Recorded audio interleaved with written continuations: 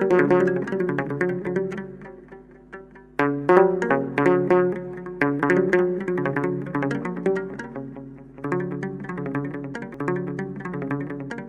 አብ ወወልድ ወመንፈስ ቅዱስ አሐዱ አምላክ አሜን። የተባረካችሁ ብሩካን የእግዚአብሔር ልጆች በእርሱ የተወደዳችሁ በዘላለም ፍቅሩ ወደ ዘላለም መንግስቱ የተጠራችሁ ልጆች ቤተሰቦች የሆናችሁ ዕዳ የተከፈለለት የዳን ሕዝብ የሆናችሁ መስቀል ላይ በተሰራው ስራ ከዘላለም ጥፋት ድነን የእግዚአብሔር ልጆች ቤተሰቦች እንድንሆን የሆናችሁ ሁላችሁ እንደምን ቆያችሁ?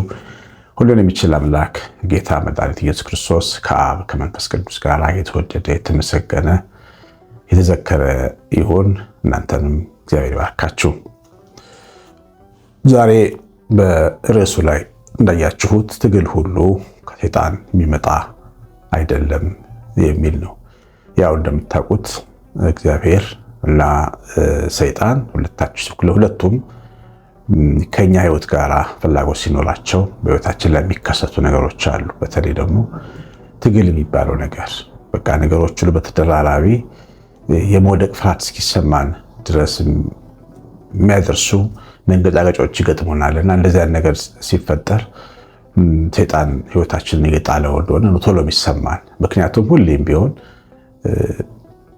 የመውደቅ ፍርሃት በሚሰማን ጊዜ ከሰማይ ነው ብለን ልናስብ አንችልም እና ከጠላት ነው ብለን ነው የምናስበው። መውደቅ ነው ብለን እናያለን። እኛ ሰዎች ግን አንዳንዴ መውደቅ ላይሆን ይችላል። ሰው ወድቆ ወርቅ አንስቶ ሊነሳ ሊወድቅ ይችላል። ሰው ጉልበቱ ብርታቱ እንዲገራ ሊወድቅ ይችላል። ሰው የእግዚአብሔርን እጅ እንዲያቅ ሊወድቅ ይችላል። ብዙ ቦታ እንደውም የእግዚአብሔር ቃል ጻድቅ 7 ጊዜ ይወድቃል 7 ጊዜ ይነሳል ማለት በህይወት ዘመኑ እስከ ሽበቱ እስከ ሽምግልናው ድረስ መውደቅ መነሳት ሊገጥመው ይችላል የሰው ልጅ። ግን ይህንን መውደቅ ሁልጊዜ ከሰይጣን ስራ ጋር ብቻ አገናኝተን ልንረዳው አይገባም። ያው ታውቃላችሁ እውቀት ብዙ ነገሮችን ባጭሩ እንድንገነዘባቸው ያደርገናል። ከሰይጣን ነው ብለን አንድን በተለይ እግዚአብሔር እየሰራ ያለውን ነገር በህይወታችን ምንረዳ ከሆነ ቶሎ አንማርለት፣ ቶሎ እንዳይገባን እንሆናለን። ለምሳሌ ያው ሰሞኑን ታውቃላችሁ በኢትዮጵያ የፈተና ሰዓት ነው ለተማሪዎች። ፈተና ወረቀት ተጽፎ ከተሰጣቸው በኋላ ለጥያቄ መልስ እንዲሰጡ ሲቀመጡ ይሄ ፈተና ያወጣው ጠላቴ ነው ቢሉ እና ወረቀቱን ቀደው ቢጥሉ እንደገና ትምህርት ክፍል ውስጥ ደግሞ መማራቸው ወይም ከትምህርት ቤት መታገዳቸው አይቀርም። ችግሩ የበለጠ ይከፋል እና የሚሻለው ምንድን ነው? ይሄንን ፈተና በአግባቡ ሰርቶ ማለፍ ነው የሚሻለው።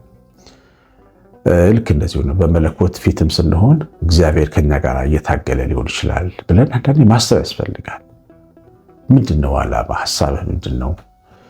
ሰሞኑን በተሰራው አዲሱ ዝማሬ ላይ እግሬ ሲንሸራተት ህይወት ሲሆንብኝ ዳገት ይግባኝ ዓላማ ይግባኝ ስትናገረኝ የሚል መዝሙር ዘምረናል። እዛ ውስጥ የምትናገረው ነገር ምንድነው ብሎ መጠየቅ ነው የሚገባው እንጂ በቃ ሰይጣን ጣለኝ ወደኩ እያሉ ማልቀስ አይደለም የህይወትን ምዕራፍ የሚያሻግረው።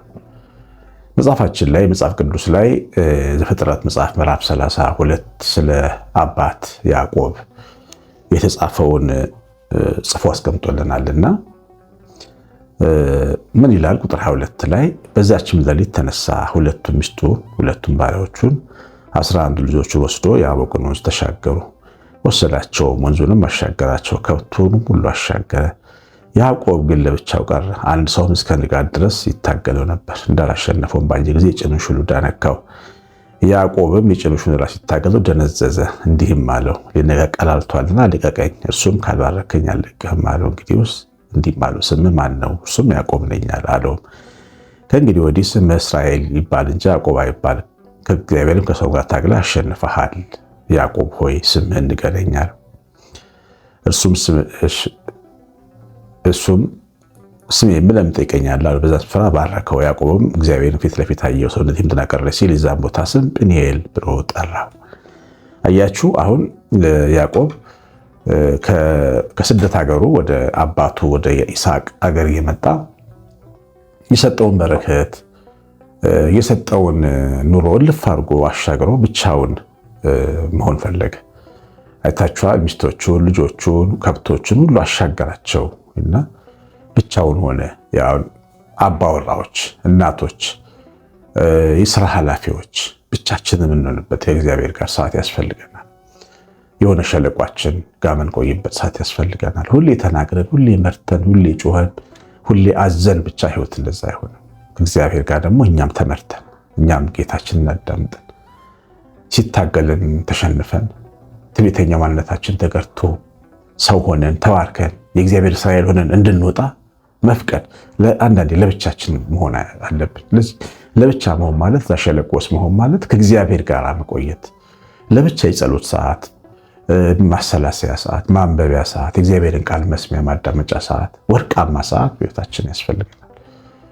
ወርቃማ ሰዓት በጣም ውድ ውድ እቃዎች በወርቅ ፍሬሞች የተሰሩ ናቸው። ታውቃላችሁ፣ በጣም ውድ በነገስታት ቤት የምታዩዋቸው፣ በከበሩ ሰዎች ቤት የምታዩዋቸው በወርቃማ ፍሬም የተሰሩ ናቸው። እውነተኛዎቹ ደግሞ በጣም ውዶች ደግሞ የእውነትም ወርቅ ናቸው። እና በህይወታችን ፍሬም ውስጥ ወርቃማ ሰዓት ያስፈልገናል። የነገስታት ዘሮች ነን እኛ። ሁሌ ነው የምናገር፣ ሮያል ፋሚሊዎች ነን። አምላካዊ ዝምድና ያለን በክርስቶስ የተዛመድን ነን። እና ሄዳችሁ ቤተክርስቲያን ስጋዋ ደግሞ ስትቀበሉ ከአምላክ ጋር ተዛምዳችሁ ነው የምትመጡት። የእግዚአብሔር ወራሽ የመሆን ክብር ይዛችሁ ነው የምትመጡት። ስለዚህ ይሄ ወርቃማ እድል ከወርቃማ ሰዓት ጋር መገናኘት አለበት። ስለዚህ ከእግዚአብሔር ጋር የምንቆይባቸው እጅግ ወርቃማ የሆኑ ሰዓቶች ያስፈልጎናል። አሁን ያዕቆብ ያደረገው ያንን ነው። ከእግዚአብሔር ጋር መሆን ፈለገ፣ መጸለይ ፈለገ ማለት ነው። በመንገዱ ሁሉ ተግዳሮት የነበረበት ሰው ነው። ከኋላው አጎቱ ያሳድደዋል፣ ከፊት ደግሞ ወንድሙ ኤሳው ይጠብቀዋል። ሁለት የሞት ማስፈራሪያዎች አሉት። ስለዚህ ብቻውን መታገል አልፈለገም፣ ከእግዚአብሔር ጋር መታገል ፈለገ። ስለዚህ ሊጸልይ ባለ ሰዓት አንድ ሰው መጥቶ ይታገለው ጀመር። የጌታችን የክርስቶስ ምሳሌ ነው ያ ሰው። ጌታ በስጋ ተገልጦ ከኛ ጋር ታግለዋል። ከድካማችን፣ ከስንፍናችን፣ ከግብዝነታችን፣ ከድንቁርናችን፣ ከእልህኝነታችን ጋር ጌታችን በትምህርቱ ታግሏል። የጌታችን ወንጌል አሸንፎት ነው፣ ልባችንን ሰብሮት ነው እኛ ሰው ይሆን ነው እና ሲታገለው አደረ። ከዛ በኋላ ሽሉዳውን አላሸነፈውምና ሽሉዳውን ነካው ይላል። እዚህ ጋር ጭኑን ማለት ነው። አላሸነፈው እና እግዚአብሔር ሲታገሉ በቀላሉ የማይሸነፍልህኛ ሰው አለ። ታውቃላችሁ፣ እልህ የሚይዘው ከእግዚአብሔር ጋር የሚጋጭ የሚጣላ ምንድን ነው ያልከኝ የማይል ፊቱን የሚያዞር ቤተክርስቲያን ተሳልሞ የማይሄድ አኩርፎ ማለት መዝሙር ሲዘመር ዝም የሚል እግዚአብሔር እየታገለው በላዩ ላይ ያለውን ቅርፊት በላዩ ላይ ያለውን ሸለፈት እየገረዘለት ለምን ነካኸኝ የሚል እልህኛ ሰው አለ። ያዕቆብ እልህኝነቱ ታጋይነቱን አደነዘዘው ይላል። ሽሉዳው ሲነካ ማንከስ ጀመረ፣ መታገል አቃተው። ከዛ በኋላ ተሸነፈ ማለት በትግሉ እግዚአብሔር አሸነፈው እና ወደፊት ሰልፍ አለብኝ ብሎ የሚያስበው ሰው፣ ከወንድሜ ጋር እዋጋለሁ ብሎ የሚያስበው ሰው አንካሳ ሆነ። ጉልበቱን አጣ፣ ብርታቱን አጣ። አያችሁ፣ እግዚአብሔር ሊዋጋልን ሲፈልግ ጉልበታችንን ከኛ ይወስዳል፣ ብርታታችንን ይቀማናል። እንረዳችኋለን፣ አይዟችሁ ያሉን ሰዎች ከፊት ለፊታችን ይጠፋሉ። በእግዚአብሔር ብቻ ሊረዳን ሲመጣ እግዚአብሔር ብቻውን ሊረዳው ከእሱ ጋር ማንም ያልነበረ ይናገር፣ የልቡን ይናገር፣ በአንደበቱ የዘመረ ብሎ ለመዘመር ሲያዘጋጀን በቃ ተስፋ የምናደርጋቸውን ሰዎች ሁሉ ከፊት ለፊታችን ያስወግዳቸው። ያ ማለት ሽሉዳችን ደነዘዘ ማለት፣ ጉልበታችን ደከመ፣ አለን የምንለው ሁሉ ይወድቃል። የእግዚአብሔር የትግሉ ዓላማ ሊጥለን አይደለም፣ በሱ እጅ ሊያቆመን ነው። የዘላለም ብሩክ ሊያደርገን ነው። በሰው የተደገፈ ሰው ሲጠፋ ይወድቃል። በሱ እጅ ተደግፈን እንድንቆም ነው። ለራሳችን ጥቅም ነው፣ ለራሳችን ጥቅም ነው። ስለዚህ እግዚአብሔር እየታገለን ያለ ሰይጣን የሚታገለን አትበሉ። ምንድን ነው የምትፈልገው ከኔ? ምን እንድሰማ ፈለግ? ምን እንዳረግ ፈለግ? ምንን እንድቀይር ፈለግ? የትኛው አቋም ይቀየር? የትኛው ማንነት ይቀየር ብሎ እግዚአብሔር ከራስ ጋር ራስ ጊዜ ጋር ማግባባት ነው የሚሻል። ከዛ በኋላ ያችሁ የሚመጣው በረከት፣ አንተ ከዚህ በኋላ አሰናካይ አትባል።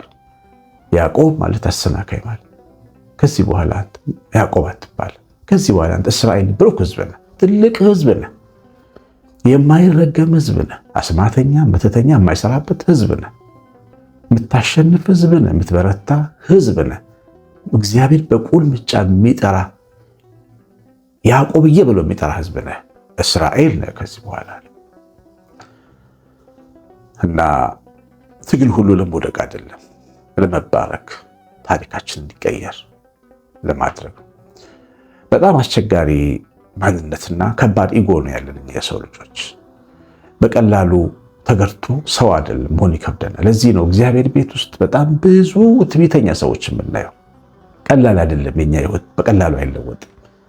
ስለዚህ እግዚአብሔር ይፋለመዋል። ይህን ማንነታችን በሱ እጅ ይሰራዋል። እግዚአብሔር ከአፈር ሰውን አበጀው ሲባል ሰው ቀለል አድርጎት ነው የሚያየው አይደል? ተቀምጦ እያንዳንዷን ነገር ዲዛይን ሲያደርግ አፈሩን ሲያደቀው በጭቃ ሲያቦካው ጭቃው ደግሞ እስኪልም ድረስ ሲጠብቀው። ምክንያቱም ከዚህ ከምናየው ዓለም ላይ የተሰራ ነው። ከምናየው ዓለም ከተሰራ የምናየው ዓለም ጌታ የሚሰራው በዚህ ዓለም ስርዓት ነው። በደንብ አድርጎ ሸክላ ሰሪ አፈሩን ነፍቶ ዱቄቱን አድርጎ ከዛ የተመረጠ አፈር ላይ በውሃ አድርጎ ውሃው በደንብ አሽቶ ከአፈሩ ጋር ትንሽ ቀን አስቀምጦት በደንብ አልሞት ደጋግሞ አሽቶት ነው ከዛ ሸክላ የሚሰራው። እግዚአብሔር ሰው ሲሰራ እንደዚህ ነው። አድካሚ ነን ሰዎች፣ ዝም ብለን አልተሰራንም። ጌታ ይሁን ብሎ ሰማይን ሰራ ይላል። ይሁን ብሎ ምድርን ሰራ። የምድርን አመልማላት አበቀለ። የሰማይ አዋፎችን የምድር አራዊትን ፈጠረ። ሰውን ግን ጥንቅቅ ብሎ ሰራው። ለምን ምትሉ ሰው ማለት ትግል የሚፈልግ ሰው የዘላለም ክብር ስላለው አስቸጋሪ ነው። ሰው በደንብ ነው ጊዜ ይፈልጋል። እግዚአብሔርም ለሰው ጊዜ ይሰጣል። ያችሁ ሲታገለው አደረ ያዕቆብ ማለት ምን ማለት መሰላችሁ? እስኪነጋ ታገለው።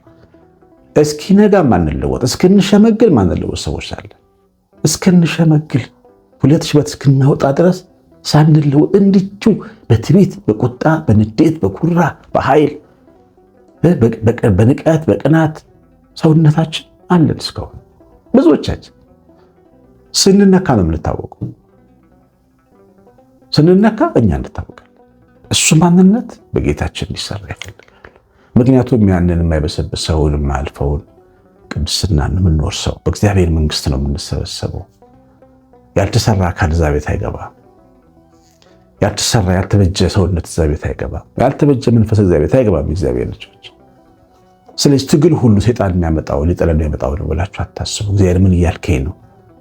ምንድን ነው የፈለግከው ብሎ ማስተዋል ያስፈልጋል። እውነት ለመናገር ያዕቆብ በደንብ አስተውሎታል። እግዚአብሔር ሲሰራ ሲናገር ስለገባው ነው። ካልባረከኝ አለቅህም ያለው። ስለዚህም በጣም ትግል ውስጥ ያላችሁ ሰዎች ከትግል ውስጥ አውጣኝ አይደለም ጸሎት መሆን ያለበት፣ ሳትባረከኝ እንዳትለቀኝ ነው ማለት ያለበት። እንደዛ ነው መጠቀም አለብን እድሉን። ምናልባት ያቦቅ ሸለቆ የኛ ቤት ሊሆን ይችላል፣ የሥራ ቦታችሁ ሊሆን ይችላል፣ የኑሮ አደባባያችሁ ሊሆን ይችላል፣ ትዳራችሁ ሊሆን ይችላል። ምን ሳትባረከኝ ነው ያለቅህም በሉት። እሺ ታገልከኝ፣ አለቀስኩ፣ ቆሰልኩ፣ ተናደድኩ። ሌሊት እስኪነጋ፣ ሌሊት ቀላል ነገር፣ ሌሊት ከባድ ጊዜ ምሳሌ ነው። እስኪነጋ ታገለው ነው የሚለው። ሌሊት እስኪነጋ ድረስ የምትታገሉ ሰዎች ምን እያልከኝ ነው ማለት ያስፈልጋል። እግዚአብሔር ነገርን ሁሉ በጊዜ ውብ አድርጎ የሚሰራ ዓላማውም ቅዱስ የሆነ አምላክ ስለሆነ ያስረዳናል። በኋላ ባርኮን እስራኤል አድርጎን ሄደ። በኋላ የማይረገም ሕዝብ የሚነካው የሚባረክ ሕዝብ ያደርገናል። ጠላቶቹ ውሃ የሚሆንለት ሕዝብ ያደርገናል። ኤሳው ሊገድሉ የመጣው ኤሳው አቅፎ እንዲሰማው ያደርገናል። ይህ እግዚአብሔር አሰራር የበረከት ውጤት ነው። ያ የምንጨነቅባቸውን ነገሮች ሁሉ እግዚአብሔር ፊት የተቃኑ ይሆናሉ። እግዚአብሔር ለሚወዱ እንደ ሐሳቡ ለተጠሩ ነገር ሁሉ ለበጎ መቀየር ይጀምራል። ይህን ነው እግዚአብሔር ልጆች የሰማነውን በልቦናችን ያሳድርብን። እግዚአብሔር ቸርነት የእናታችን እመቤታችን ረድኤት በረከት የመላእክት ጥበቃ አብሮን ይሁን። ትምህርቱ ላይ ላይክ ኮሜንት አድርጋችሁ ውጡ። ቀሲስ አሸናፊ ገብረማርያም ነኝ። እግዚአብሔር ይባርካችሁ። ሰላም